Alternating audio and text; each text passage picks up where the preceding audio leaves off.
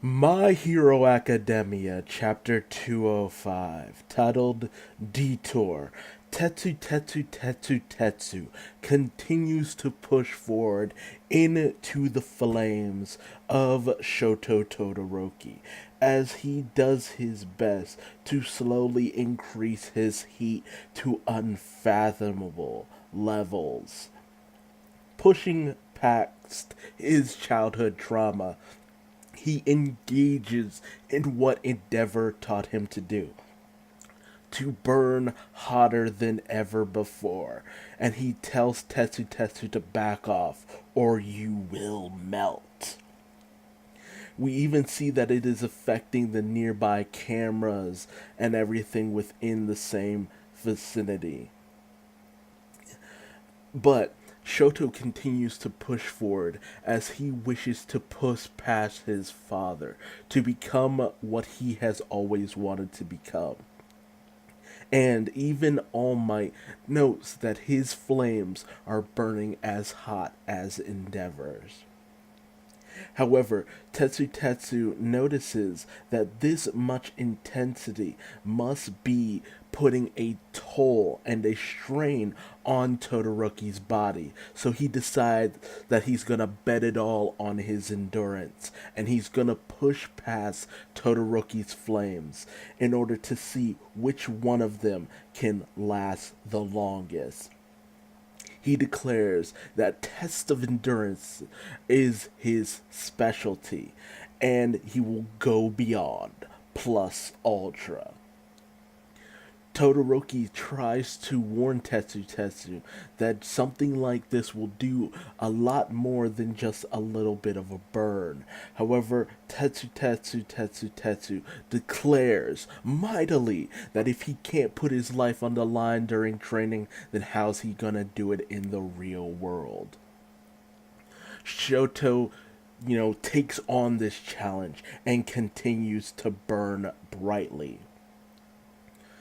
Meanwhile, Pony Tsunatori and Shoji's battles continues as Shoji does his best in order to try to grab Pony.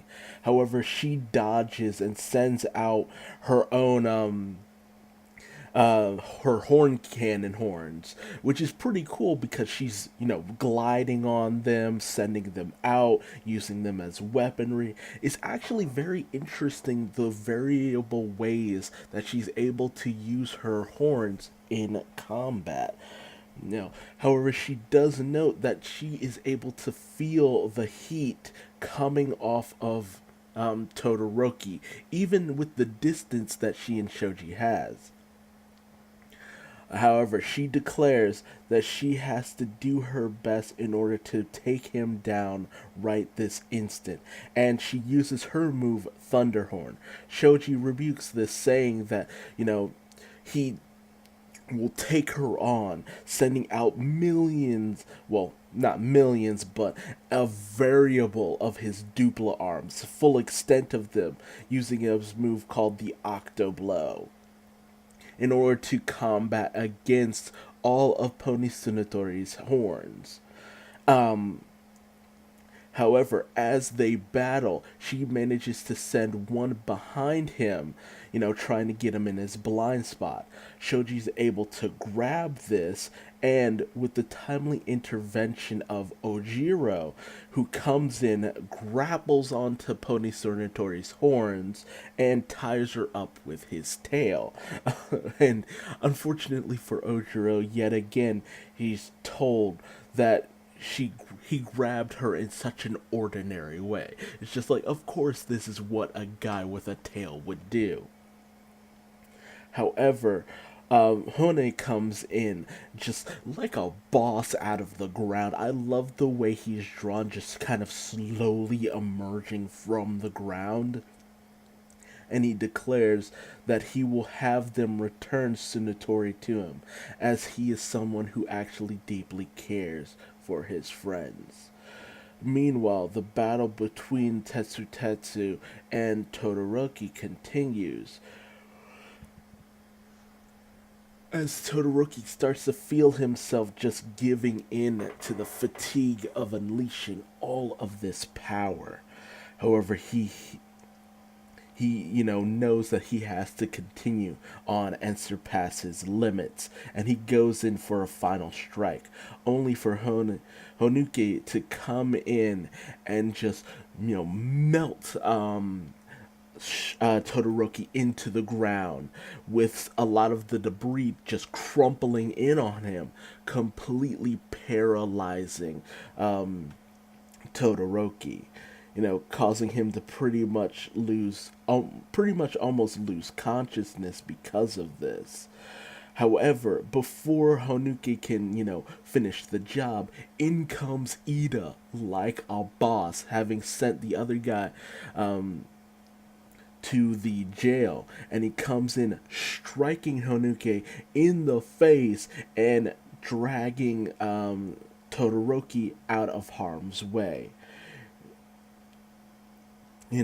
Swiftly getting his friend out as soon as possible, which is actually something that he remembers from what his brother and the whole event with Stain, the whole saving who you can first and foremost. Rescue is always the priority, and the villain is secondary.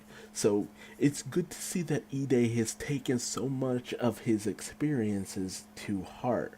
However, Honuke, decides that he's not going to go down. He's not going to be the one to, let his friends down because he screwed up. And he even thinks about what happened with Yaoyorozu, in that everything, all of her planning just kind of fell apart.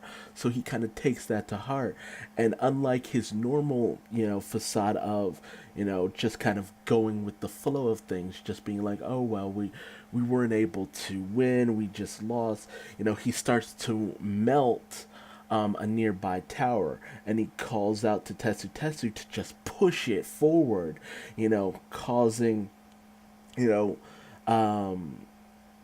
Ida to be unable to escape the falling, tower on top of him. And Honuke ends up passing out, causing everything around him to harden, meaning that Ida ends up trapped. Tetsu kind of succumbs to his burns, because it was just too intense for him to, really get out of it okay.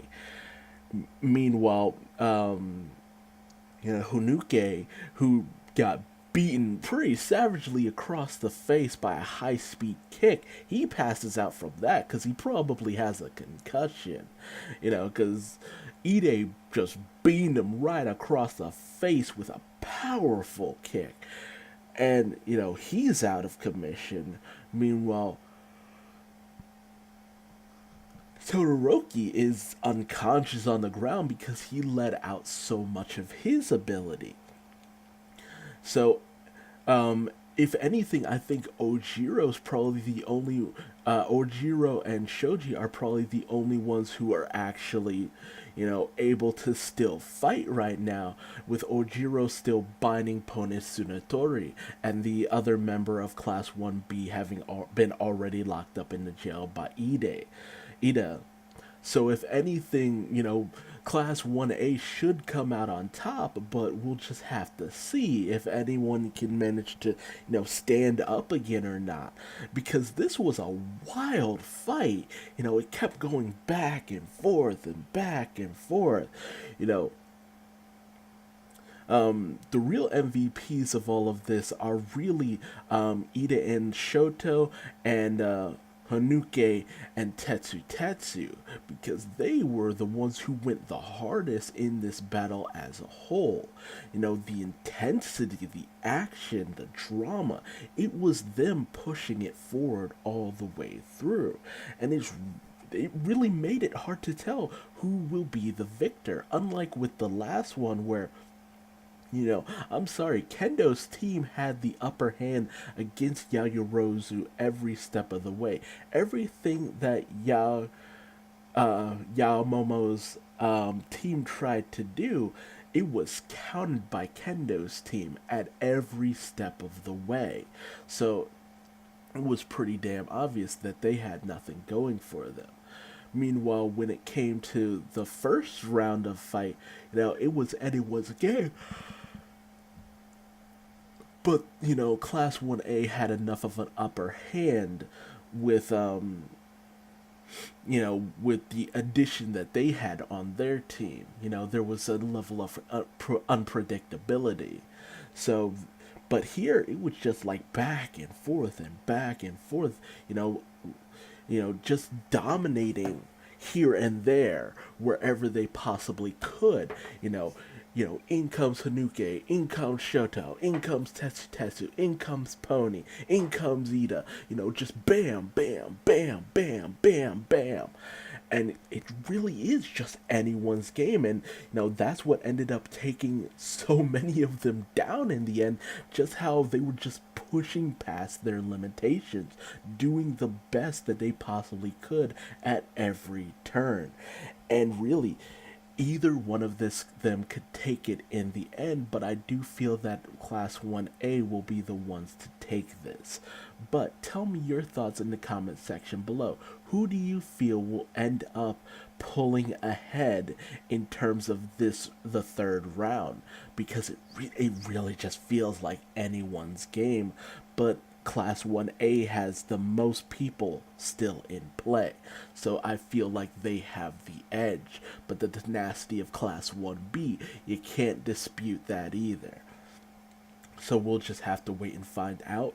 But until then, leave me a like if you liked what I had to say in this video, or a dislike if you didn't, and tell me what I'm doing wrong. And subscribe for more chapter reviews of My Hero Academia. Thanks for joining me.